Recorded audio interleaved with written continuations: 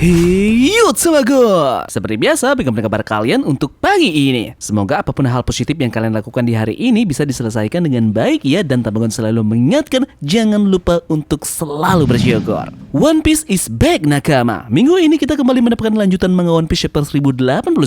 Jadi, spoiler ini sudah fix terkonfirmasi oleh pihak terpercaya, yakni Raiden dan juga Words Game Forum. Lanjutan cerita One Piece dari chapter ke chapter tentu semakin menegangkan karena sebelumnya kita mengetahui akhirnya Garp berhasil membangkitkan semangat dari tentara marinir dalam menghadapi ancaman di Pulau Bajak Laut, terutama dengan anak asuhnya sendiri yakni Koby yang berhasil membuatnya bangga dan haru karena sudah bisa menampilkan kekuatan terbaiknya di pulau tersebut. Namun akhir yang menyedihkan juga di chapter lalu dengan para marinir yang harus meninggalkan legenda pahlawan mereka yakni Garp yang ditangkap dan dikepung oleh beberapa anggota Bajak Laut Kurohige. Oke, jadi sebelum kita masuk ke dalam bocorannya, seperti biasa siapkan diri kalian untuk memulai pagi ini dengan doa dan juga semangat agar apapun yang kalian rencanakan di hari ini bisa terwujud dengan baik dan juga lancar. Jika sudah, terima kasih banyak dan bersiaplah nakama. Tarik jangkar dan mari kita berlayar.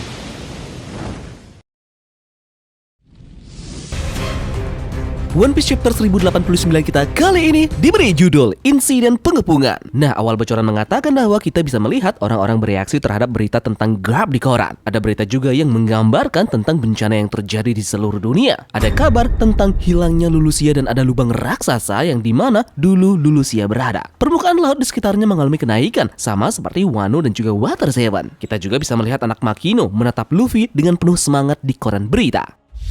Nah, dan pada akhirnya kita diperlihatkan kembali ke Egghead. Setelah kita mengetahui para angkatan laut akan menyambangi pulau tersebut, banyak wakil Laksamana datang bersama dengan Kizaru dan juga Saturnus. Ada diskusi antara mereka tentang cara memblokir semua jalan keluar dari Egghead. Kemudian ada kilasan flashback antara Vegapunk bersama dengan Sentomaru dan juga Kizaru. Kemudian di akhir chapter, York menghubungi Gorosei dan berkata, "Selamatkan aku dari Luffy," dan topi jerami comeback dalam halaman ganda.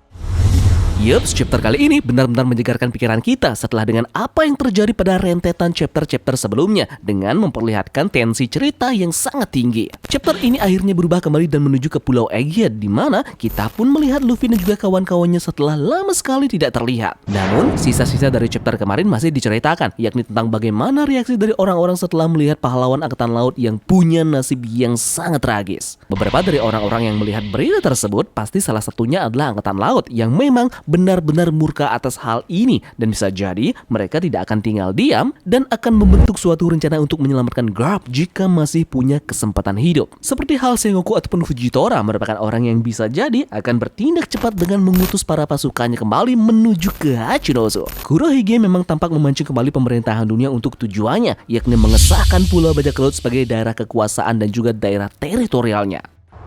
Kemudian hal yang mengagetkan adalah adanya lubang besar yang menjadi sisa-sisa ledakan setelah Pulau Lulusia ini menghilang. Ini berakibat naiknya permukaan laut. Nah, mungkinkah Wano dan juga Water Seven dulunya ada sebuah negara juga yang didirikan sebelum adanya dua pulau tersebut? Nah, apakah ini menandakan bahwa ini adalah bau-bau dari kerajaan kuno yang dulunya pulau ini memang dihilangkan juga oleh senjata yang mematikan, mungkin seperti Uranus yang menyebabkan naiknya permukaan air laut dan kepingan dari kerajaan masa lalu tersebut dan posisinya sekarang berubah menjadi Wano dan juga Water Seven. Nah, kita masih belum mengetahui pasti bagaimana ini terjadi dan gambar yang jelas mengenai lubang bekas Pulau Lulusia tersebut. Jadi kita akan bisa menganalisanya setelah mengetahui chapter penuh dari hal ini. Kemudian akhirnya para marinir akan segera memblokade jalan keluar. Itu artinya Bajak Laut Topi Jerami benar-benar harus dipaksa bertarung melawan Kizaru dan juga Saturnus karena mereka tidak akan bisa kabur seenaknya dengan membawa Vegapunk keluar. Sekarang bayangkan dengan apa yang terjadi pada mereka, bagaimana cara mereka akan mengantisipasi kejadian ini. Dan ada juga flashback kecil dari Vegapunk, Sentomaru dan juga Kizaru. Mengapa ada flashback ini? Apakah Kizaru memang ada niatan untuk melakukan pemberontakan dan juga pengkhianatan? Atau mungkin dari kalian mencium bau-bau tersebut dari pihak marinir yang lain yang datang ke Egghead? Bagaimana menurut kalian tentang hal ini? Tulis di kolom komentar ya.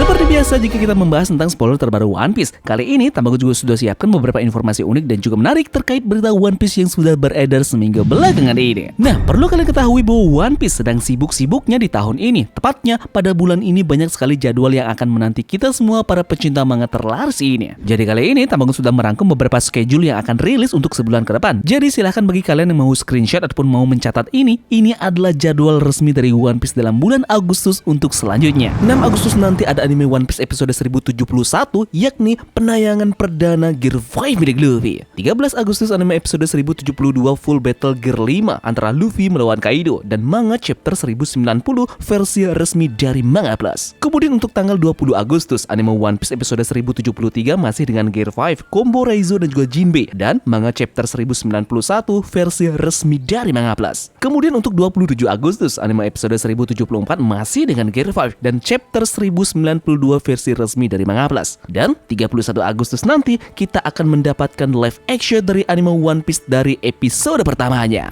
Jadi apakah kalian siap menjadi saksi dari titik balik Luffy melawan Kaido dengan bangkitnya Joy Boy kembali? Nah, apakah kalian juga mengikuti tren dengan mengubah foto profil Instagram kalian ataupun Twitter kalian dengan foto profil Gear 5 milik Luffy ini? Ini adalah inisiasi dari penggemar One Piece dengan perayaan mereka atas munculnya Gear 5 Luffy di anime. Jadi buruan ikutin trennya, ganti foto profil kalian dengan gambar Gear 5 Luffy ini.